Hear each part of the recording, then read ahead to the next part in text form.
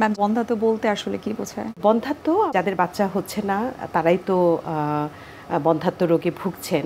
কিন্তু আমরা যদি এটার একটি ডেফিনেশনে যেতে চাই, যে একটি কাপল বা দম্পতি যদি টানা ১ বছর একসাথে থেকে বেবির জন্য চেষ্টা করার পরেও প্রেগনেন্সি না হয়, তবেই আমরা এটিকে বন্ধ্যাত্ব বলি। তবে এটা কারো কারো ক্ষেত্রে একটু সময়টা ১ বছরের জায়গায় একটু শর্ট হয়ে আসে। যেমন কারো যদি বয়সটা বেশি হয়, ৩০-এর উপর হয়, অথবা হয়তো বিয়ের ৫ বছরের বেশি হয়ে গেছে, তো অথবা হাজব্যান্ড বিদেশে থাকে, সেসব ক্ষেত্রে আমরা এটা ৬ মাসে নিয়ে আসি। এছাড়াও আর কি কারণ রয়েছে? কারণ ছেলেদের আর মেয়েদের কারণগুলো একেবারেই আলাদা।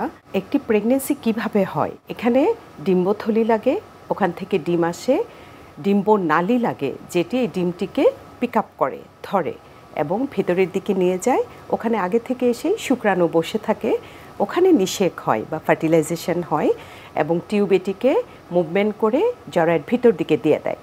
ওখানে এন্ডোমেট্রিয়াম নামক জায়গায় এটি বসে আস্তে আস্তে এটি বড় হয়। এটি হচ্ছে একটা নর্মাল নিয়ম।